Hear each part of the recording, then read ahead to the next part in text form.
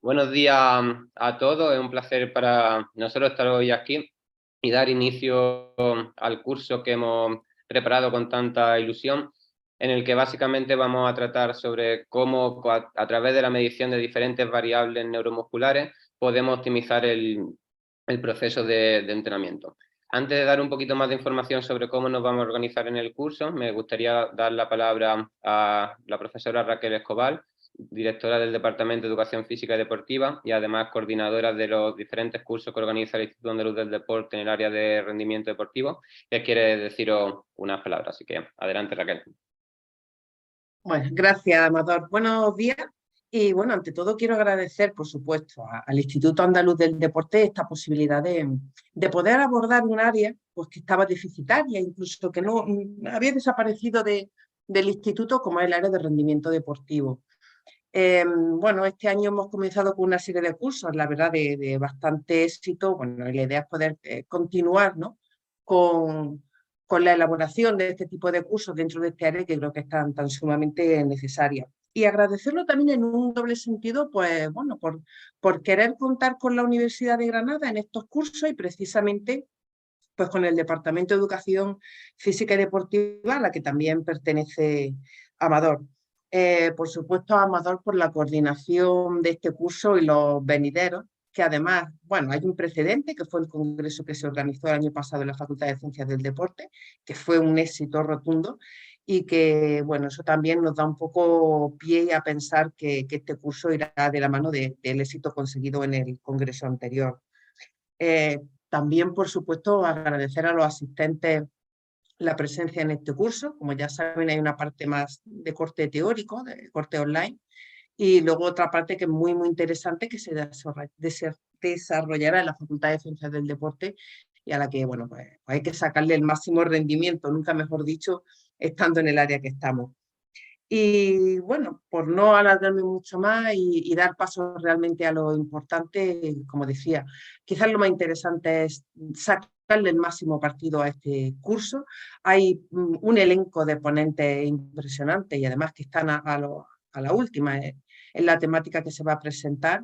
Y como decía, reitero el agradecimiento al instituto, a Amador, a los asistentes y por supuesto a los ponentes. Así que ya solo queda que disfruten del curso.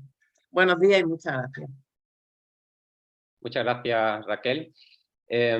Básicamente, un poco de aspecto organizativo, las diferentes ponencias de los ponentes van a ser aproximadamente de 1 hora y 10 minutos y la idea es que vayáis dejando vuestros comentarios, vuestras preguntas por chat y yo estaré pendiente de esas preguntas, las iré recopilando y luego se las volcaré a los ponentes en la mesa de expertos final que tendremos. Como sabemos, cada ponente va a hablar sobre 1 hora y 10 minutos y luego los 3 mismos ponentes que habéis tenido en las ponencias pues se van a juntar en una mesa de expertos y allí iremos debatiendo sobre las diferentes cuestiones que nos habéis realizado durante aproximadamente 50 minutos, una hora. Así que eso en cuanto a lo que respecta a los aspectos organizativos. Y ya podemos empezar con la primera ponencia, que tengo el placer de tener con nosotros al profesor Gonzalo Márquez Sánchez, profesor titular de la Universidad de Coruña y además el presidente de la Red de Entrenamiento de Fuerza de España, que estamos haciendo una gran cantidad de actividades y en parte también si este curso se hace posible gracias a la colaboración que tenemos de diferentes científicos del deporte especializados fundamentalmente en el entrenamiento de fuerza y que trabajamos mucho sobre las temáticas que vamos a ver a lo largo del curso. De manera más específica, Gonzalo va a hablar es muy especialista en el sistema nervioso y cómo el sistema nervioso influye en la capacidad de producir fuerza y me parece pues la ponencia ideal pues, para dar inicio a este curso. Así que espero que la disfrutéis mucho y aprendáis mucho de lo que va a comentar Gonzalo, que tiene mucho que enseñaros. Así que por mi parte os dejo ya con Gonzalo y espero que disfrutéis de su ponencia. Bueno, en primer lugar, nada, agradecer evidentemente a Amador en primer lugar, en segundo lugar al Departamento de Educación Física y en tercer lugar al Instituto Andaluz del Deporte. Quiero darle la enhorabuena a las 3 entidades porque han montado yo creo que un curso muy, muy interesante para las ciencias del deporte y para aquellos que nos gusta mejorar organismos a través del ejercicio sistematizado, ¿no? Y principalmente el ejercicio de fuerza.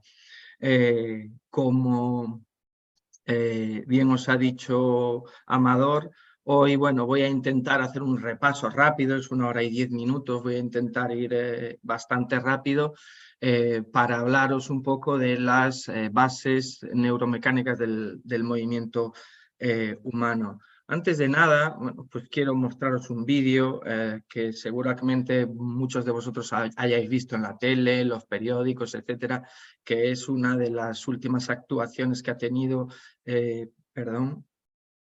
Simone Biles en los últimos campeonatos del mundo realizados en Amberes.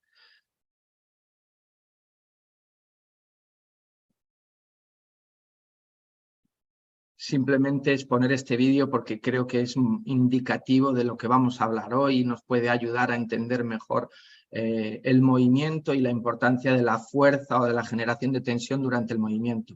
Disfruten.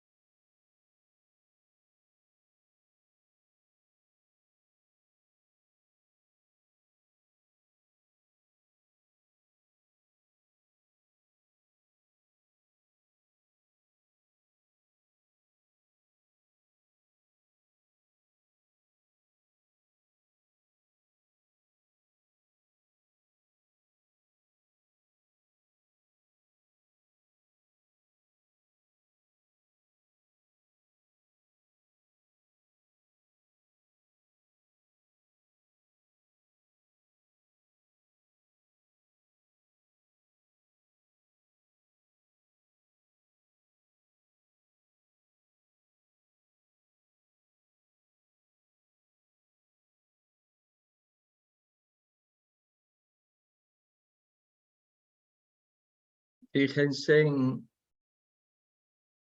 cómo para subir el centro de gravedad aquí a 3 metros y pico, pues considero que hay que generar bastante fuerza sobre el suelo para poder hacer que ese cuerpo llegue a una altura tan impresionante como la que es capaz de generar o conseguir Simone Biles durante esas piruetas. Aquí simplemente lo que me gustaría que quede patente, que por ejemplo en este deporte, en máximo rendimiento, estamos hablando de una campeona del mundo, campeona olímpica, es necesario que todo el proceso de planificación, no solo de ejecución, de planificación y de ejecución del movimiento sea perfecto, pero si algo queda patente aquí, por ejemplo, en este deporte, es que es muy necesario generar fuerza y generar fuerza en distintas condiciones, es decir, en general la fuerza se genera de forma muy rápida, con muy poco tiempo, cuando bate en el suelo tiene pocos milisegundos, 200, 250, 300 milisegundos para conseguir el impulso necesario para generar o para que su centro de gravedad pueda elevarse a esos 3 metros y medio que consigue.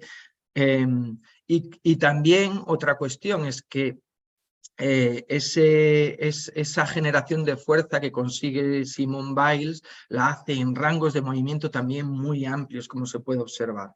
Por tanto, en la sesión de hoy intentaré, bueno, de alguna forma explicar muy brevemente cómo se organiza jerárquicamente el sistema nervioso, qué es eso de la unidad motora, el acoplamiento, excitación, contracción y cómo en estos procesos y con estas estructuras se genera tensión mecánica.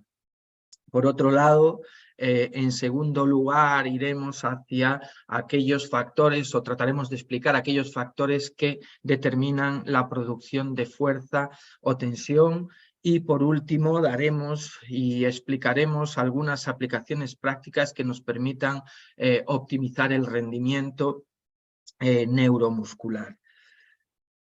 En primer lugar, tenemos que observar un poco esta parte izquierda, ¿no? Que de alguna forma es un esquema muy básico de cómo, si queremos generar un determinado movimiento, como los que acabamos de ver en el vídeo anterior, necesitamos, pues, de alguna forma planificar, programar y ejecutar, ¿no? Es decir, en ese proceso de planificación se produce en áreas principalmente frontales y parietales, como áreas premotoras o parietales.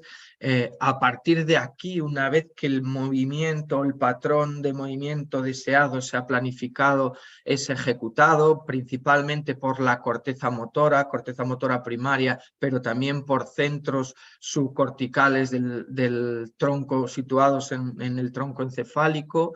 Estos impulsos nerviosos que se generan tanto en zonas corticales como subcorticales descienden por vías hacia la médula espinal. Aquí estos impulsos nerviosos que llegan desde estas zonas superiores activarán básicamente motoneuronas alfa, también gamma, no vamos a entrar ahí, motoneuronas alfa que a su vez inervan fibras musculares y músculos para generar una contracción y, por tanto, finalmente que esta contracción genere fuerza o tensión mecánica. No nos podemos olvidar de que cuando estamos generando fuerza o tensión mecánica estamos de alguna manera activando también receptores tanto mecánicos como químicos que producirán sensaciones y que estas sensaciones de alguna forma o estos impulsos nerviosos que se generan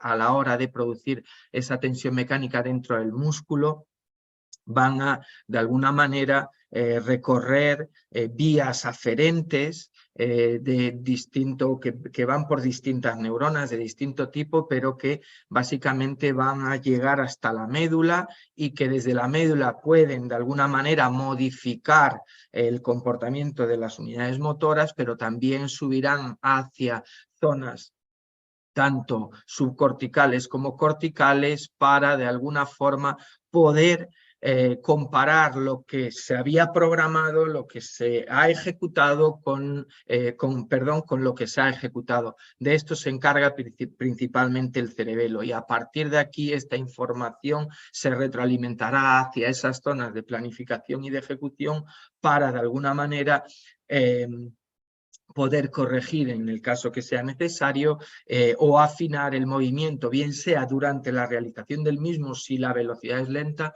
o bien si la velocidad es rápida en movimientos sucesivos. Por tanto, quiero que quede claro que dentro de esta planificación también tendremos en cuenta aspectos de, por ejemplo, qué músculos son los agonistas, el rango de movimiento, etcétera. Dentro de ese patrón de movimiento, de alguna manera tiene que estar presente las características propias del movimiento. En qué longitud se van a producir esas contracciones, cuánta tensión es necesaria, qué resistencias hay que vencer, cuál es el punto de inicio y el punto final de ese movimiento, etcétera, etcétera. Esto, la repetición del movimiento de forma sucesiva a lo largo del tiempo generará o permitirá afinar ese movimiento, aumentar esa tensión si el estímulo es el adecuado y generará lo que denominamos adaptaciones neuromusculares. Bien, Evidentemente, la estructura quizás final y más funcional que produce movimiento y, por tanto, tensión mecánica, fuerza, es lo que conocemos como unidad motora o vía final común, que es la unión entre una motoneurona alfa, una neurona motora y todas aquellas fibras musculares que inervan. Y evidentemente, cuando una motoneurona alfa es activada y dispara un potencial de acción que se genera en la zona gatillo y que recorre el axón hacia esas terminales axónicas y placas terminales que contactan con fibras musculares simples, va a generar un proceso que se denomina el proceso de acoplamiento, excitación, contracción. Este proceso de acoplamiento, excitación, contracción, básicamente se inicia cuando el potencial de acción llega a esa placa motora hacia el final del axón y la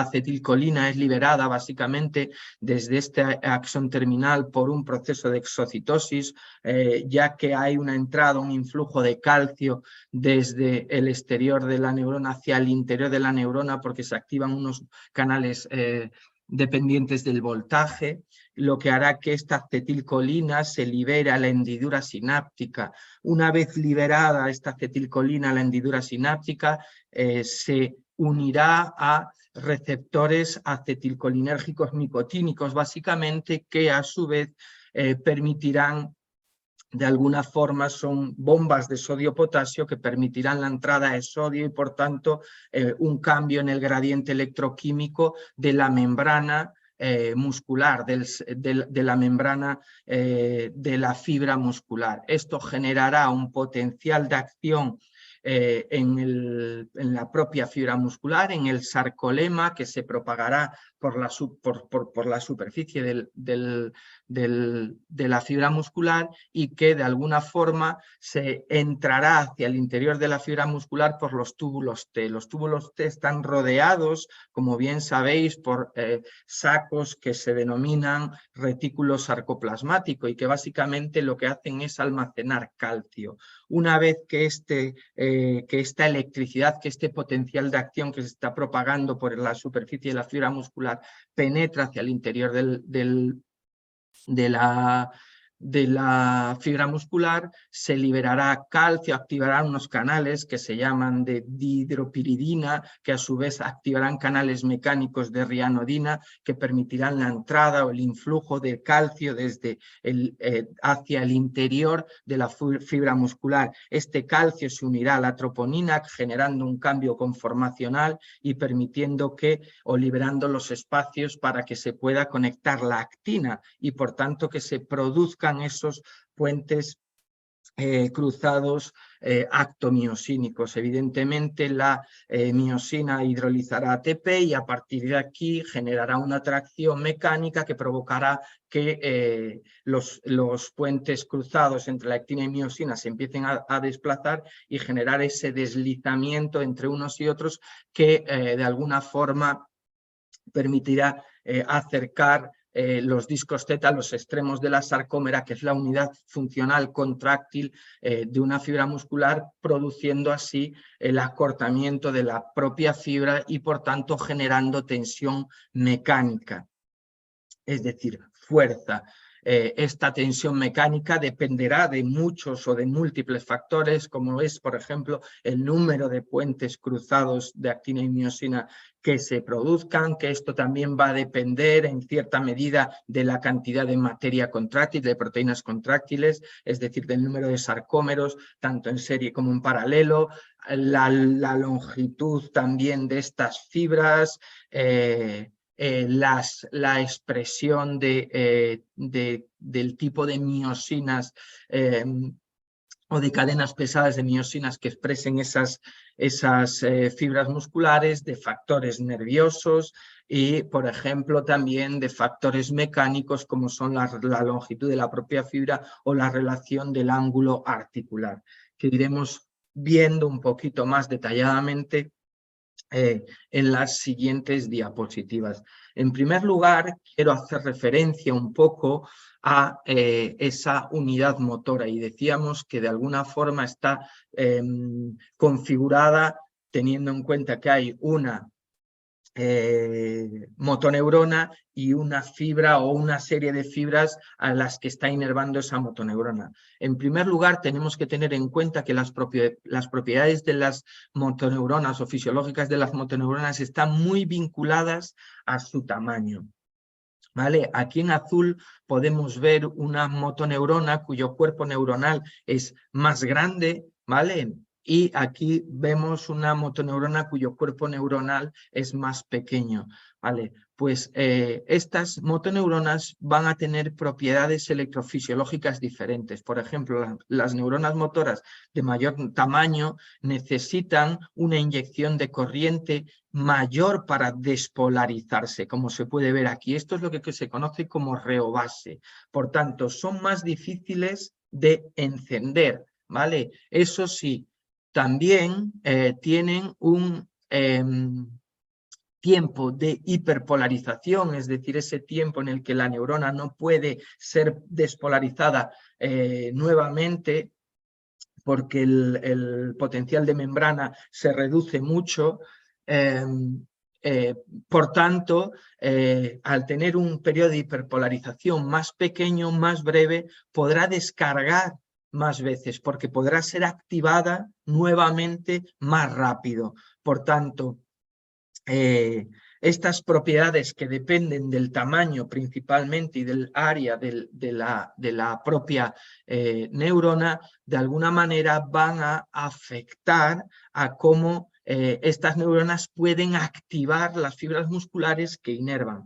Por otro lado, no nos podemos olvidar de que las fibras musculares tienen propiedades histoquímicas diferentes. De hecho, en humanos, hay genes que de alguna manera señalizan y permiten la expresión de proteínas, es decir, contráctiles con características histoquímicas diferentes. En este sentido, sabemos que hay genes que permiten expresar proteínas que forman lo que nosotros denominamos fibras tipo 1, que tienen unas características histoquímicas peculiares, ¿no? Es decir, tienen una mayor densidad mitocondrial, una gran densidad capilar, por tanto tienen también una capacidad de utilizar oxígeno elevada, y principalmente son capaces o utilizan como fuente de energía la degradación o la utilización de ácidos grasos. Mientras que luego tenemos otro tipo de fibras que expresan cadenas pesadas de miosina diferentes, que básicamente son capaces de hidrolizar ATP más rápidamente, pero que tienen unas características histoquímicas diferentes. En el caso de las fibras tipo, en este caso que se denominan 2A, tienen una densidad mitocondrial también elevada, sin embargo una densidad capilar intermedia, tienen capacidad oxidativa alta y glucolítica también alta, y utilizan como principales fuentes de combustible o para producir energía fosfocreatina y glucógeno. Y luego ya tenemos un tipo de fibras, es decir, que tienen poca densidad mitocondrial, poca densidad capilar y que de alguna forma tienen una capacidad glucolítica muy alta, en la que utilizan fosfocreatina y glucógeno como principal fuente de energía. Fijaros que también es interesante ver lo siguiente, que por norma general, el tipo de fibras 1 suelen estar inervadas por neuronas que tienen un menor diámetro. Sin embargo, las fibras tipo 2 suelen estar inervadas por neuronas que tienen un tamaño mediano, y las fibras tipo 2X tienen o suelen estar inervadas por neuronas que tienen un mayor diámetro o un mayor tamaño. Y esto le va a conferir propiedades mecánicas diferentes. De hecho, esta relación entre la talla o el tamaño de las neuronas y la susceptibilidad para descargar y la relación que tienen con la producción de fuerza ha sido bien descrito por el científico Elbaut Hahnemann, que básicamente en 1957 propuso que las unidades motoras, esa unidad funcional entre la neurona motora y las fibras musculares que inervan, se reclutan de forma progresiva durante contracciones en rampa, queriendo decir esto que básicamente la producción de fuerza a niveles bajos de tensión va a reclutar aquellas neuronas que están inervando fibras con mayor capacidad oxidativa, ¿vale? Mientras que a tasas de fuerza más elevada vamos a estar reclutando todas, también las más pequeñas, pero sí que vamos a sumar neuronas y por tanto unidades motoras que tienen un mayor tamaño y que producen mayor fuerza. De hecho, esa relación, ¿vale?, entre la susceptibilidad de la descarga de la motoneurona y la relación con la producción de fuerza,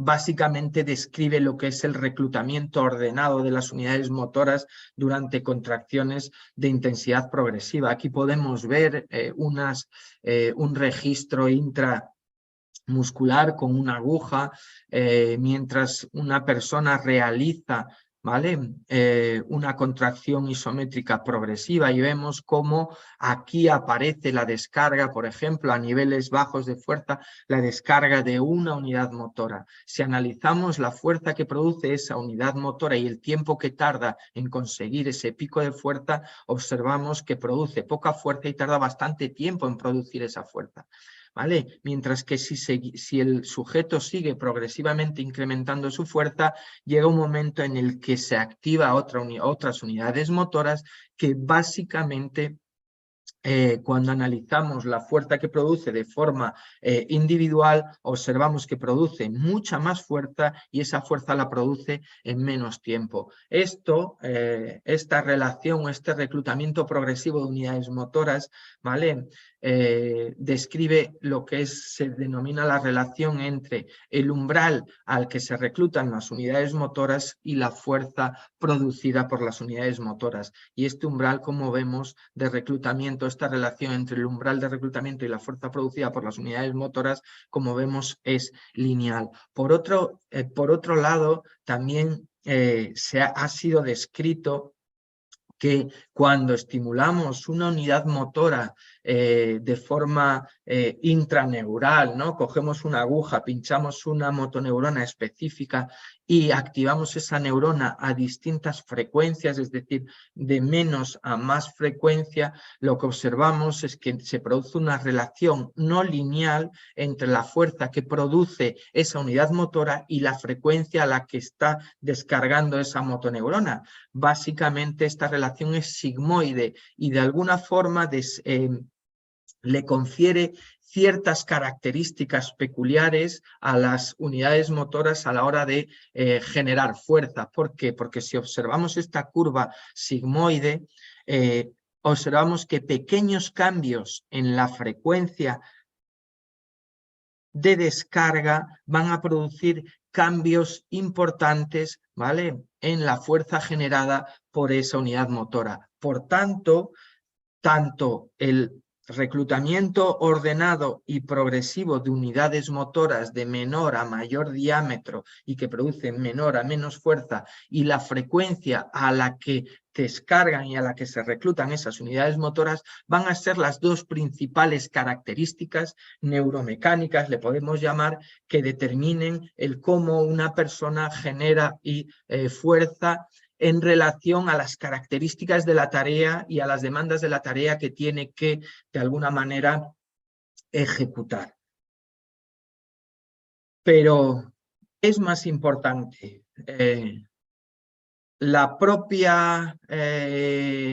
características electrofisiológicas de la neurona, porque estuvimos hablando que esas unidades motoras de alguna manera describen lo que es el comportamiento de una neurona y las fibras musculares que inervan, o las características histoquímicas, ¿no?, de esas fibras. Fijaros, creo que esto no se estudia demasiado en los libros de fisiología y en las clases de fisiología, pero a mí me parece muy interesante, ya que el artículo que aquí os voy a presentar es del año 1960, ¿vale?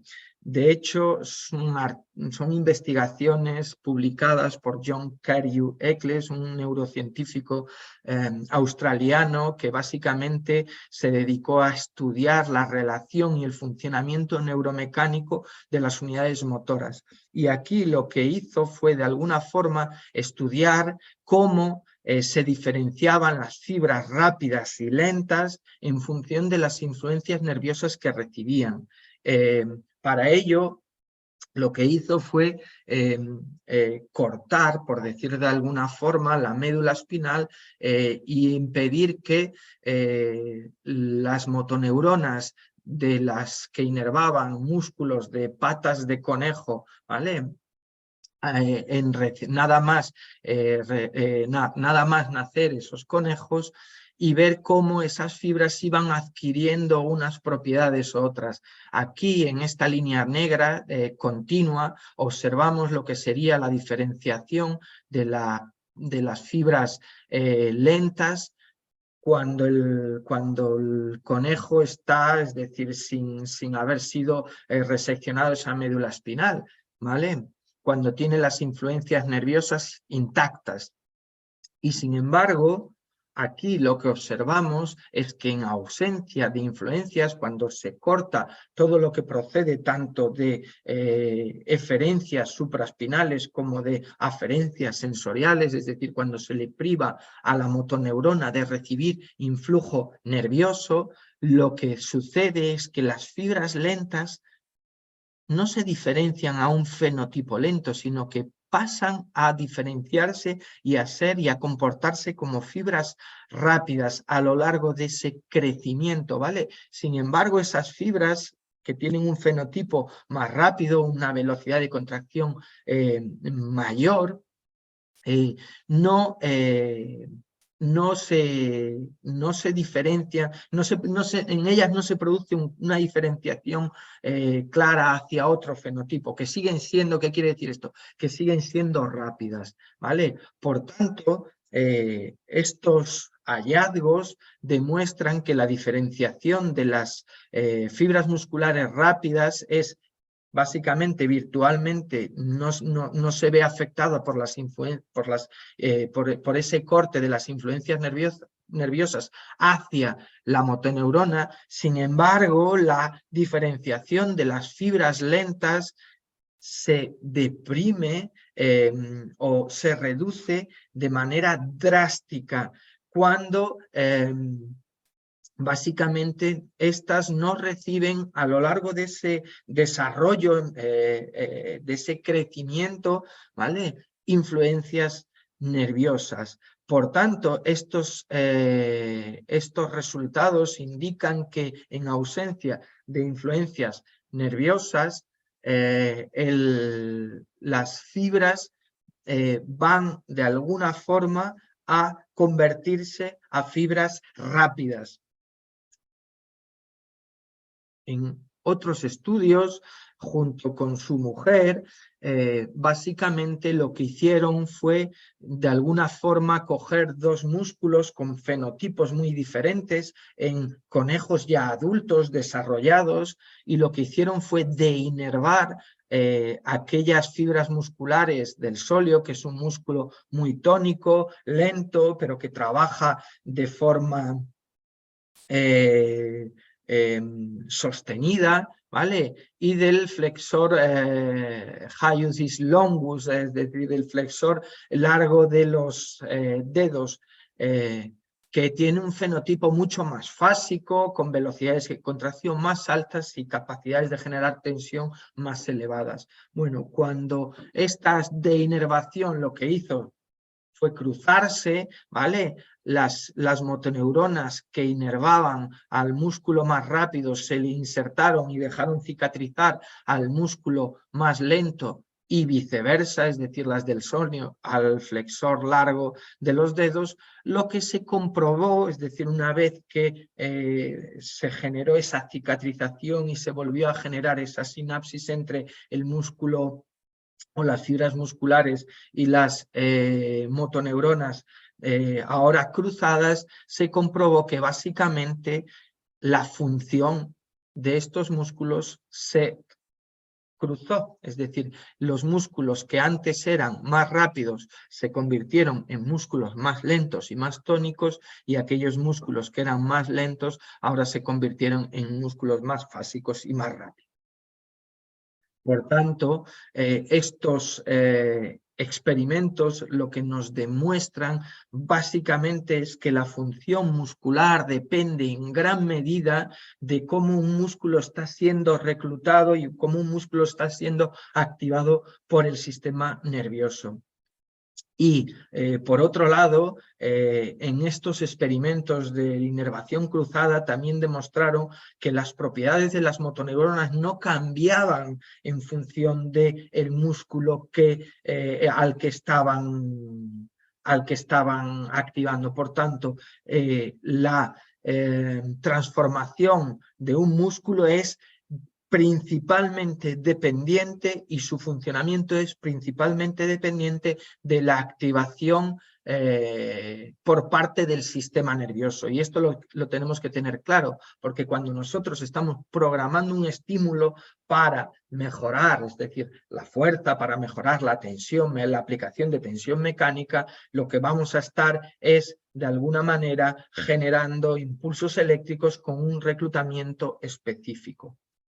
¿Vale? Por tanto, no nos podemos olvidar, y lo que nos enseña un poco estos artículos o estas investigaciones tan pioneras de los años 1950-60, es que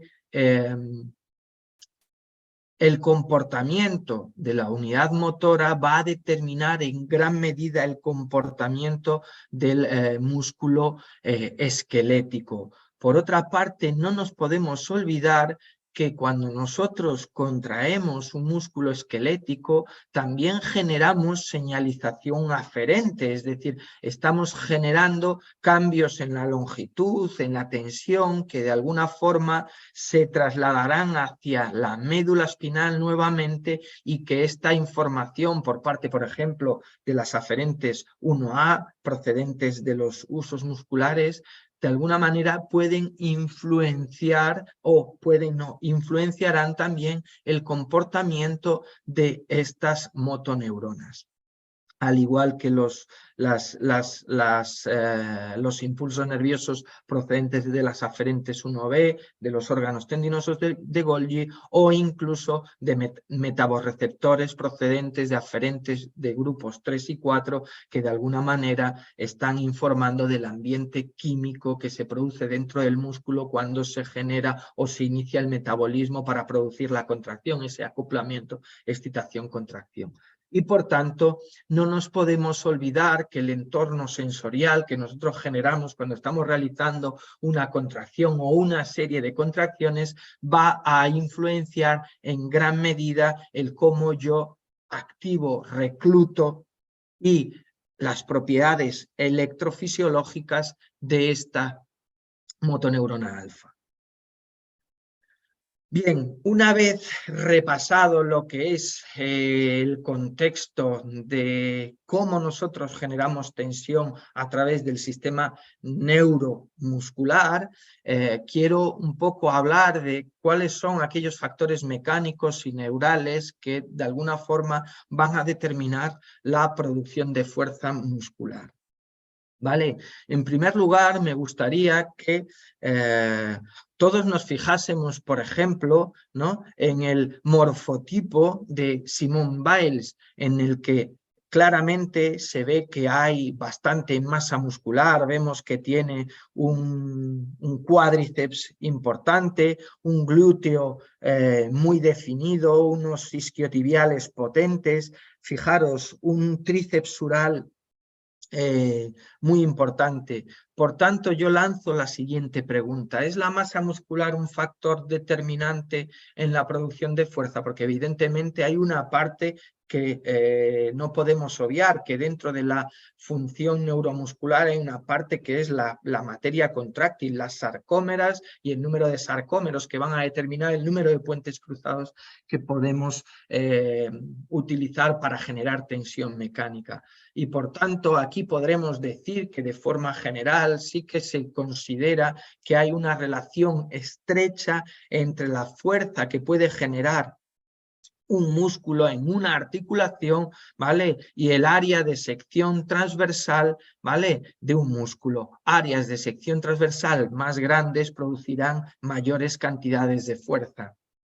De hecho, este pequeño análisis lo he realizado antes de ayer y cogiendo los actuales récords y por categoría de peso en arrancada, 2 tiempos y por tanto sus totales, ¿vale? En estos movimientos de halterofilia, que son un deporte, básicamente el deporte de fuerza por excelencia, ¿vale?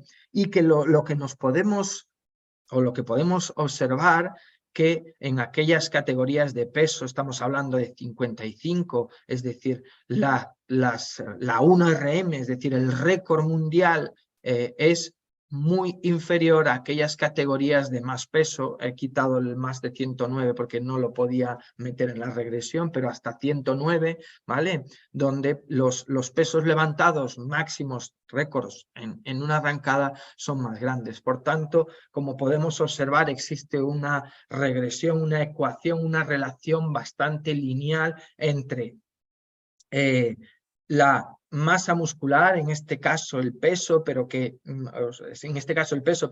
claramente va a tener también una relación con la cantidad de masa muscular que hay, va a tener una relación o se va a relacionar de forma estrecha con la capacidad de producir mayores fuerzas o mayores tensiones.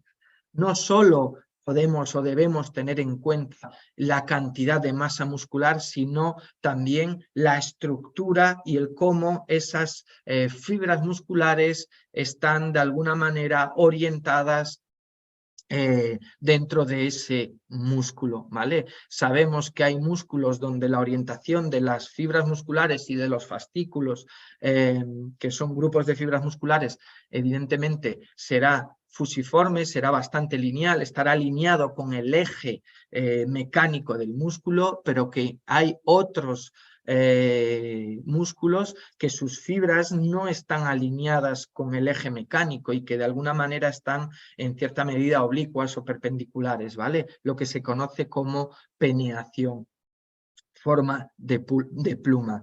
Esta disposición o bien longitudinal o bien de forma de pluma, es decir, peneada, va a determinar la capacidad que tiene una fibra para transmitir o para generar tensión. Podríamos pensar que, es decir, que estamos que con una fibra peneada estamos perdiendo en cierta medida capacidad de producir tensión, ¿vale? Sin embargo, el efecto de la peneación lo que nos va a permitir es de alguna forma introducir más cantidad de fibras en el mismo sitio, en el mismo lugar o en el mismo área de sección transversal. Y por tanto, cuando nosotros tenemos en cuenta el número de fibras por el mismo sitio, observaremos que básicamente serán músculos que con los que se les permitirá producir mayor cantidad de tensión mecánica. De hecho, la relación entre el área de sección transversal, el ángulo de peneación y la longitud de los fascículos va a determinar en gran medida las propiedades mecánicas y cómo un músculo es capaz de producir tensión, ¿vale? Áreas de sección transversal mayores y ángulos de penetración o fascículos más pequeños, básicamente producirán grandes tasas de fuerza pero menores velocidades. Aquellos músculos que son que tienen fascículos más largos, a pesar de tener, es decir, áreas de sección transversal más pequeñas, producirán quizás menos tensión, pero sí velocidades mucho mayores. De hecho, un pequeño ejemplo que yo le pongo siempre a mis alumnos es dentro de un mismo músculo, si las fibras se disponen de forma longitudinal, nos entrarían, por ejemplo, 9 fibras. Cuando nosotros dentro de ese mismo músculo introducimos fibras de forma peneada, es decir, perpendiculares al eje mecánico de tracción de ese músculo, conseguiremos aumentar el número de fibras en el mismo espacio. Si tenemos en cuenta que una fibra puede generar una tensión, por ejemplo, de 10 newtons, toda la fibra, en este caso, cuando se dispone en el eje longitudinal, producirá la fuerza, esos 10 newtons. Por tanto, producirá en este caso 90 newtons. Sin embargo, la fuerza en un músculo peneado dependerá del coseno del ángulo de peneación. Si nosotros multiplicamos esas 14 fibras por el coseno, que en este caso están dispuestas a 30 grados, el ángulo de peneación es a 30 grados, por 10 newtons que genera de fuerza cada una de estas fibras, observaremos que este músculo está en disposición de generar mayores cantidades de fuerza.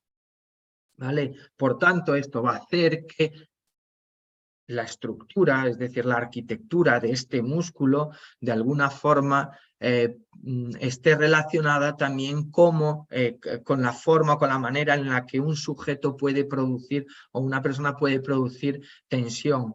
Aquellos músculos y aquellas personas que tienen músculos con mayor grosor muscular y con longitudes de fascículos muy grandes serán idóneos para de alguna forma desempeñar deportes de fuerza máxima, pesos pesados tipo fútbol americano, sumo, judo o deportes de máxima fuerza explosiva como lanzamientos o deportes de velocidad cíclica como carreras muy cortas en atletismo.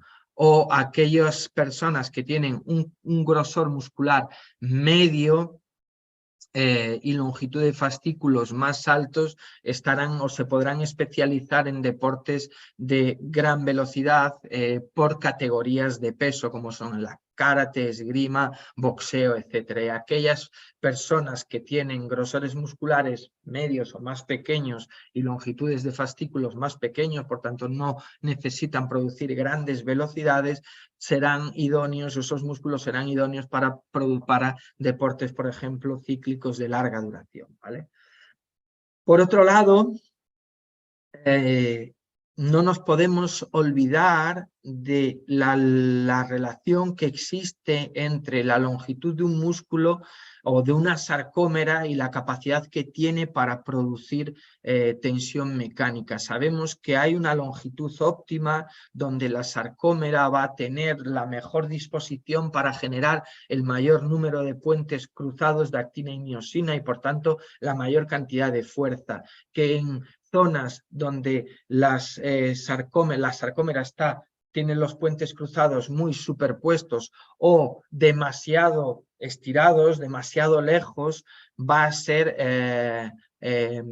a tener una desventaja, ¿vale?, a la hora de producir tensión. Dentro de un músculo vivo, ¿vale? No podemos olvidar la parte contráctil del componente contráctil, pero la tensión total no solo estará de alguna forma determinada por esta relación longitud-tensión de la sarcómera, sino que tenemos que tener en cuenta la tensión pasiva que generan los elementos elásticos tanto en serie como en paralelo, es decir, aquellos que son dependientes del tendón y del tejido conectivo, ¿vale? Por tanto, la tensión total de un músculo dependerá de la tensión generada por parte de la unidad contráctil y de la tensión generada por parte de las unidades pasivas.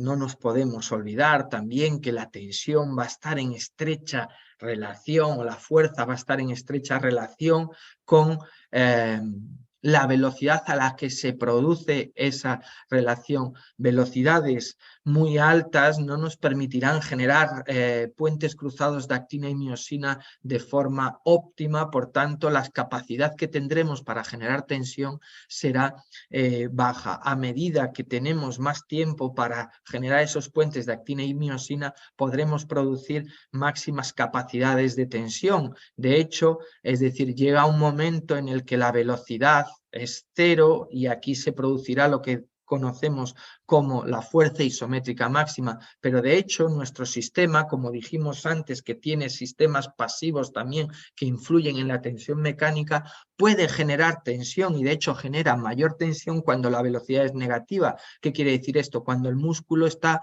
siendo estirado, ¿vale? Y por tanto consideramos que el régimen, en este caso de contracción, básicamente es excéntrico. En cuanto a una sarcómera o un músculo aislado, sabemos que esta relación entre la fuerza y la velocidad se produce de forma hiperbólica, ¿vale? Sin embargo, en movimientos multiarticulares, esta relación fuerza de velocidad podemos decir que es lineal o cuasi lineal.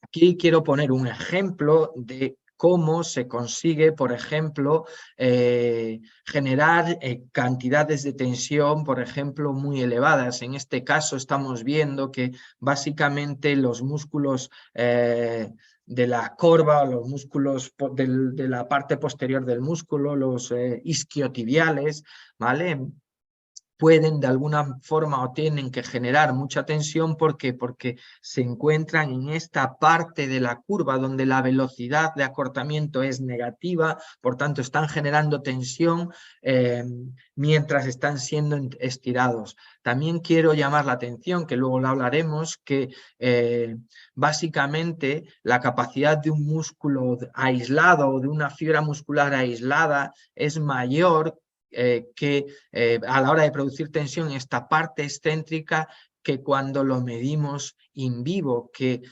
conseguimos fuerzas mayores de aquellas que se producen a velocidad cero o a velocidad positiva o concéntrica, pero que no son las mismas que podemos modelar si tuviésemos en cuenta fibras individuales.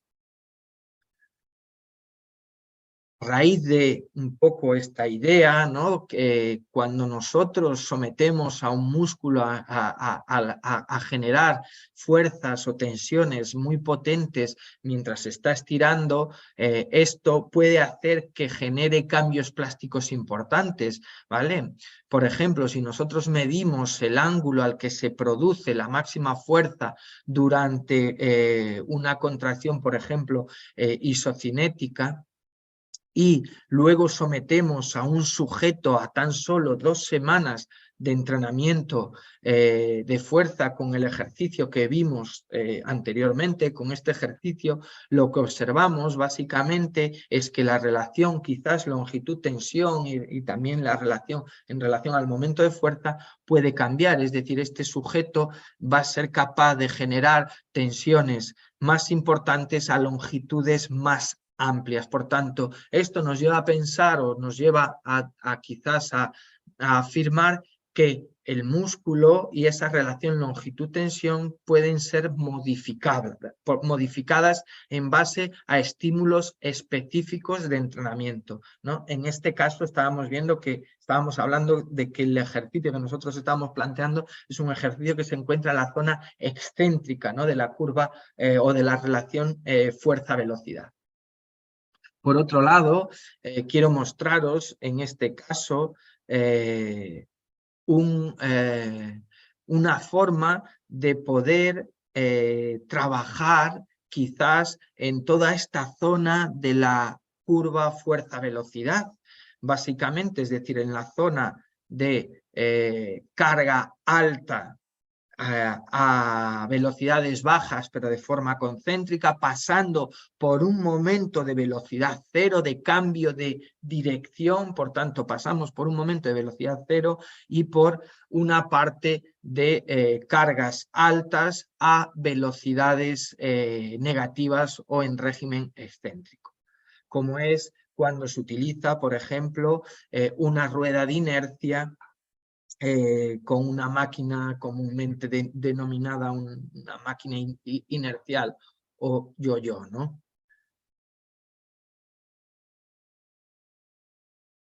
Aquí, en este momento, estaría generando tensión de forma concéntrica, velocidad cero justo cuando lleva arriba, y aquí la fuerza está generando tensión y el sujeto tiene que frenarla, está generando velocidad y por tanto el sujeto tiene que frenarla, pero en sentido negativo mientras su cuádriceps se está estirando. Bien. En relación a la velocidad, a esa curva fuerza-velocidad, tengo que, de alguna forma, o no puedo pasar por alto lo siguiente, que el comportamiento de las unidades motoras es muy dependiente de la carga y de la velocidad. Ya dijimos que a diferentes niveles de carga reclutaba más unidades motoras. Aquí quiero llamar la atención sobre las velocidades, ¿no? Las velocidades a las que se producen las contracciones. Cuando nosotros realizamos contracciones balísticas, es decir, aquellas contracciones que se producen a cargas bajas, pero a muy alta velocidad o con la intencionalidad de generar ese movimiento a la máxima velocidad, y observamos el comportamiento de las unidades motoras simples, lo que observamos es que el reclutamiento de esas unidades motoras, tanto las de mayor umbral como las de umbral medio o las de menor umbral, este umbral de reclutamiento básicamente disminuye a medida que el tiempo para aplicar fuerza se reduce, es decir, a medida que el rate of force development, el ratio de fuerza desarrollado o la cantidad de fuerza que yo realizo por unidad de tiempo cada vez es mayor, como vemos en este caso. Es decir, si yo realizo una contracción de forma muy rápida, básicamente mi sistema neuromuscular se va a comportar de forma diferente. Mis unidades motoras van a reclutarse a umbrales de fuerza más bajos, lo que va a permitir que básicamente yo reclute mucho más rápidamente un pool de unidades motoras muy grande. O por decirlo de otra forma, casi el pool completo de unidades motoras, ¿vale? Y por otro lado, también cuando esta RFD es muy alta y sobre todo a cargas bajas, cuando yo solicito la máxima velocidad de contracción, ¿vale? La frecuencia de descarga de esas unidades motoras es muy, muy alta, ¿vale? A medida que la carga está siendo más baja y por tanto el RFD, es decir, disminuye, o la carga más alta, pero la velocidad más baja, a medida que el RFD disminuye, esta frecuencia de descarga, sobre todo en los momentos iniciales de la contracción, ¿vale? En los momentos iniciales de la contracción, esta frecuencia de descarga disminuye. De hecho, si tenemos en cuenta los modelos propuestos por Fuggleband, básicamente lo que nos dicen es que las unidades motoras tienen que descargar a frecuencias de por lo menos 100 hercios, 100 veces por segundo, para poder generar la máxima RFD o Rate of Force Development. Es decir, si nosotros queremos generar tasas máximas de fuerza por unidad de tiempo, nuestras unidades motoras se tendrán que descargar a frecuencias muy altas. Y este es un patrón, ¿vale?, que se observa en movimientos principalmente balísticos, donde la carga no es muy alta, pero la intencionalidad de moverla es máxima o a máxima velocidad. De hecho, hay un reciente artículo escrito por Alexandro del Vecchio, que utilizando MG de alta densidad, que permite descomponer unidades motoras sin ser clavando agujas en el músculo, lo que tiene limitaciones importantes, ya que no permite, es decir, medir fuerzas a altas velocidades, la MG intramuscular. Utilizando esta técnica ha descrito cómo las unidades motoras se comportan de esta forma que comentamos anteriormente, cuando la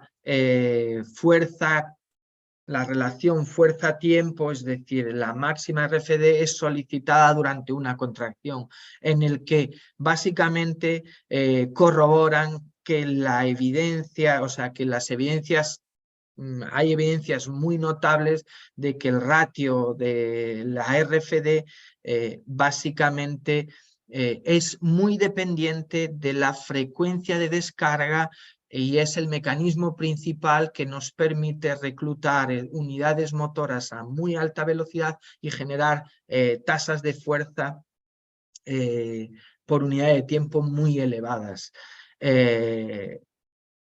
Y que en las simulaciones computacionales realizadas con este modelo también nos dicen que un sistema nervioso más rápido, es decir, con frecuencias de descarga, la motoneurona con frecuencias de descarga muy altas, es por norma general, ¿vale?, 6 veces más eficiente que un músculo con un fenotipo más rápido.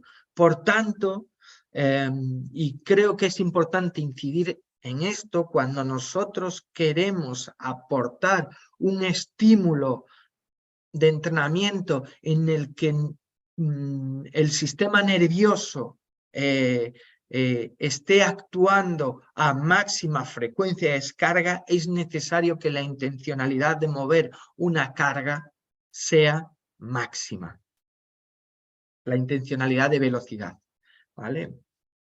Por otro lado, básicamente quiero también hacer relación a esas relaciones entre la velocidad y la fuerza en esas distintas partes de la curva fuerza-velocidad. Y quiero que comparemos el comportamiento, es decir, de las unidades motoras cuando hacemos una contracción excéntrica y una contracción concéntrica. En primer lugar, lo que os decía antes, cuando nosotros básicamente estamos realizando una contracción excéntrica de forma voluntaria, básicamente no estamos agotando la máxima capacidad que tiene tanto nuestro sistema nervioso como nuestro sistema, es decir, muscular, para producir tensión mecánica, para producir fuerza. De hecho, cuando realizamos en una curva fuerza-velocidad concéntrica, isométrica y excéntrica, de forma voluntaria, vemos estos círculos blancos. Vemos que básicamente el sujeto produce más fuerza en la parte excéntrica que en la parte concéntrica, a distintas velocidades, a medida que la velocidad es más alta. Sin embargo, cuando nosotros aplicamos estimulación eléctrica, bien sea al nervio o bien sea al músculo, durante esas contracciones, lo que observamos es que durante las contracciones concéntricas esto no tiene un efecto, pero durante las contracciones excéntricas conseguimos mayores niveles de activación y por tanto de tensión cuando aplicamos un estímulo eléctrico de forma concurrente, bien sea sobre la motoneurona o bien sea sobre el músculo. Lo que nos está indicando es que los sujetos de forma habitual, o una persona de forma habitual, no es capaz de conseguir la máxima activación de un músculo durante una contracción excéntrica voluntaria. Por otro lado, es decir, que hay como un déficit, ¿no?, en esa activación. No llegamos al máximo. Por otra parte, cuando comparamos, por ejemplo, mediante electromiografía de superficie, es decir, la actividad eléctrica de un músculo durante contracciones excéntricas y lo comparamos con contracciones excéntricas de similar tensión, lo que observamos es que la MG durante contracciones excéntricas es menor que durante contracciones concéntricas. De hecho, cuando clavamos una aguja en el músculo y realizamos contracciones concéntricas y excéntricas, lo que observamos es que, sobre todo cuando el músculo se está cortando, conseguimos frecuencias de descarga más elevadas durante las contracciones concéntricas a longitudes más cortas que durante contracciones excéntricas. Por tanto, de forma general, se considera que la frecuencia de descarga de las unidades motoras durante contracciones excéntricas es ligeramente inferior, lo que podría estar de alguna forma relacionado con esta menor amplitud de la señal MG de superficie.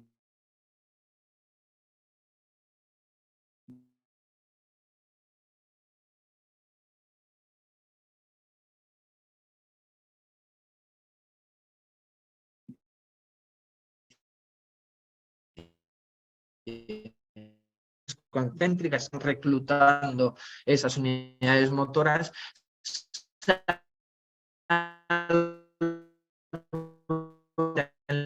temperatura excéntricas a muy alta velocidad con tasas de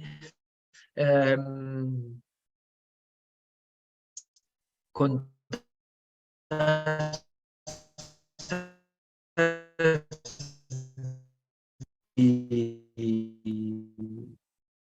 muy, por ejemplo, estimulación magnética transcraneal para determinar en qué medida, es decir, la corteza motora primaria de neuronas alfa durante contracciones excéntricas, el tamaño del potencial motor evocado, generado por esta la corteza espinal un poco inferior, lo que estaría reforzando esa idea de que el reclutamiento, la descarga de la frecuencia de descarga de esas motoneuronas puede ser un tanto inferior durante contracciones excéntricas cuando lo comparamos con contracciones concéntricas a misma intensidad. Por otro lado, no nos podemos olvidar que la mayor parte de las acciones que realizamos en nuestro,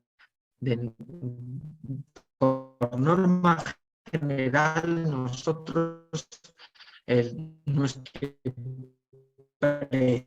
precede por norma general cortamiento, y también sabemos que de alguna forma la fuerza producida durante la fase concéntrica viene precedida de un estiramiento previo porque entre un 10 y un 25% más determinados factores. Uno, que básicamente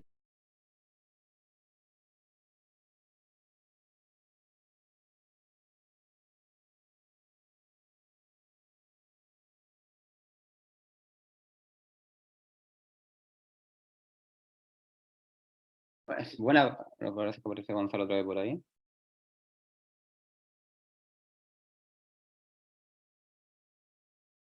Gonzalo, ¿me escucha?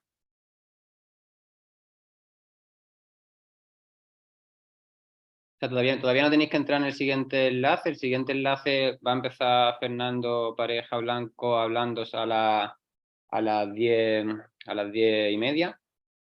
A mí sí me escucháis, ¿verdad?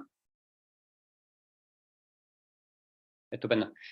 Gonzalo, imagino que habrá tenido algunos problemas técnicos de internet personal. Así que nada, vamos a ver si se puede conectar ahora para que dé algunos mensajes finales. Ya justo cuando ha empezado a tener los problemas técnicos ya quedaban 10 minutos, estaba concluyendo. Así que vamos a esperarlo a ver si aparece. Y si no aparece, pues ya a las 10:20 de todas maneras teníamos 10 minutos de descanso de 10:20 a 10:30. Y ahora sabéis pues, que ya os tenéis que salir de este enlace, lo cerráis y pasaríamos al siguiente ponente, que sería Fernando. ¿Estás por ahí, Gonzalo?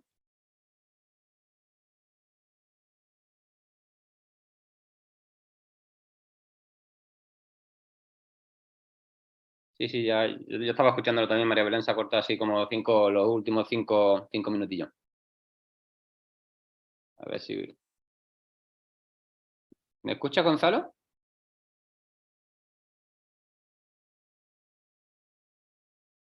Bueno, que está tratando de conectarse al audio. Lo mismo, las diferentes preguntas que habéis hecho a través del chat las he ido apuntando por aquí y luego se las trasladaré a Gonzalo, y así las más genéricas también será posible de discutirla con los tres ponentes que son al final especialistas en muchas cosas comunes.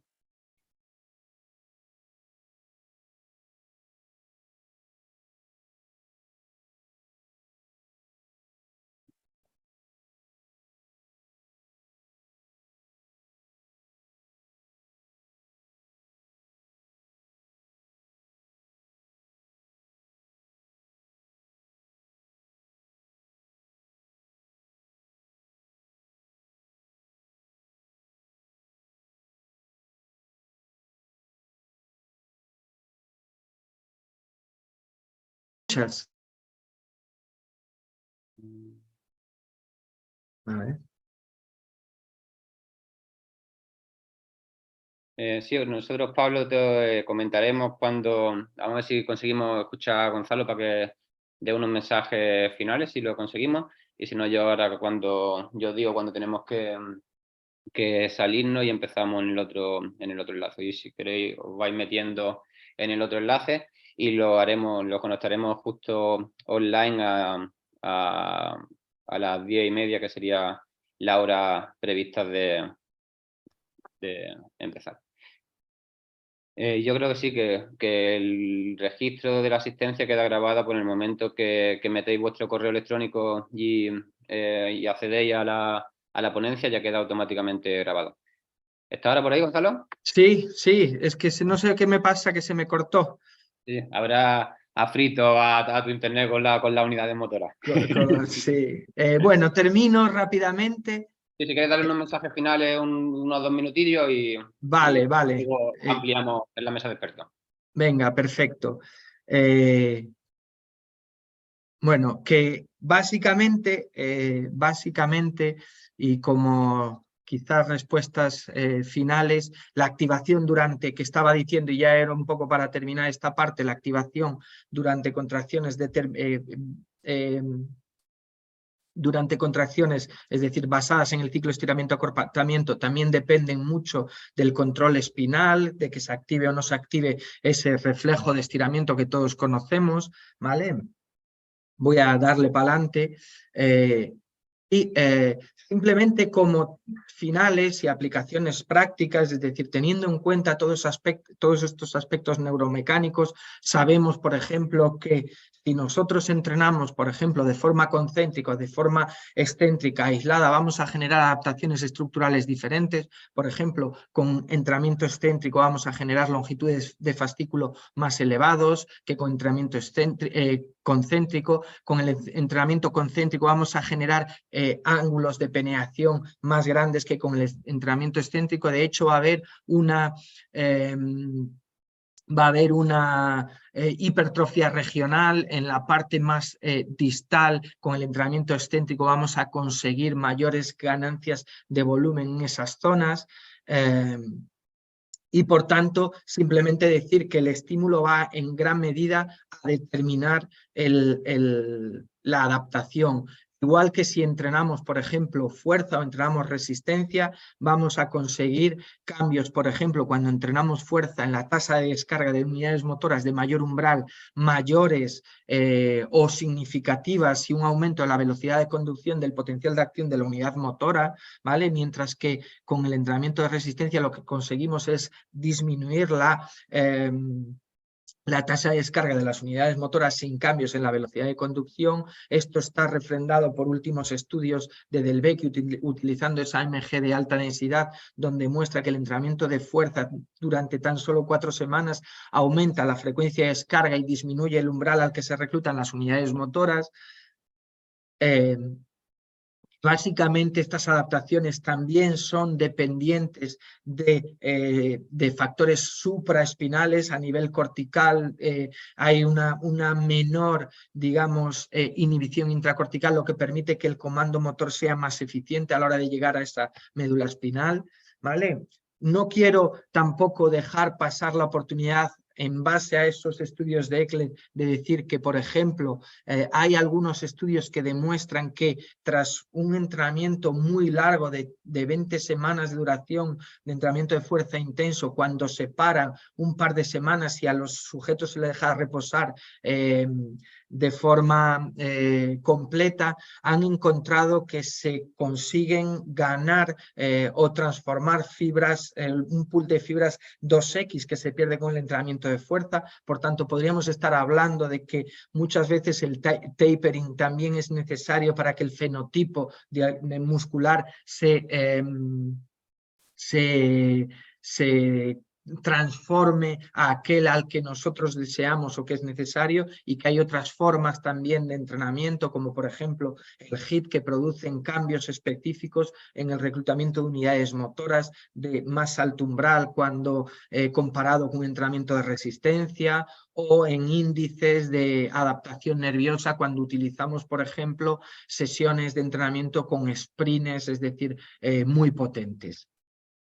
Que también, por ejemplo, otros estímulos que, aunque no son de fuerza, sí que requieren la aplicación pasiva de tensión, como son los estiramientos pasivos, que de alguna forma reducen la sensibilidad del uso al estiramiento y por tanto disminuyen la resistencia pasiva, lo cual produciría lo que se denomina una adaptación opuesta a lo que nosotros entendemos por entrenamiento de fuerza. Y aquí simplemente pues dar las gracias a todos por vuestra asistencia y a Amador y al Instituto Andaluz del Deporte por haber organizado e invitado a este curso. Muchísimas gracias, Gonzalo, por tu ponencia. La verdad que ha sido espectacular. Era exactamente más, incluso más de lo que yo esperaba. Y creo que ha quedado relativamente, ha explicado un montón de información en poco tiempo, que a los que no estamos tan familiarizados con esta temática seguramente nos cueste seguir un poco inicialmente, pero sobre todo lo importante es de presentarles a la gente la importancia de conocer esas bases nerviosas y estructurales que son tan importantes de conocer para luego poder tomar decisiones pues, más informadas sobre qué estímulos de entrenamiento aplicar para hacer énfasis específico sobre las diferentes adaptaciones que ha ido mencionando tan importantes. Así que muchísimas gracias. La verdad que como ponencia inaugural de este curso creo que no podría haber otra ponencia mejor. Así que muchísimas gracias por estar aquí con nosotros. Y ahora te dejaremos esas preguntillas que tenemos por ahí apuntadas y algunas cosas que también tengo más a nivel personal para esa mesa de expertos. Así que muchísimas gracias y ahora nos vemos. Nos vemos en un ratito. Un saludo a todos. Gracias. Y como hemos dicho ya a nivel organizativo, ahora nos vamos a salir de este enlace y pasamos al siguiente enlace donde vamos a estar con Fernando Pareja. Y también con respecto a la asistencia, cuando introducís vuestro correo electrónico para acceder a las diferentes ponencias, eso es como vuestro certificado de que habéis asistido. Y creo que el Instituto Andaluz del Deporte, que son los encargados de pasaros el material de los vídeos que estáis presenciando, pues creo que si te accedéis tenéis que acceder como mínimo al 80% de las sesiones que se organizan para que os manden el material. Y ya cuando os manden el material, eso la verdad es que ni yo mismo tengo los vídeos, así que son cosas internas del instituto. Así que nada, cerramos por aquí y nos vemos ahora en el siguiente enlace. Muchas gracias.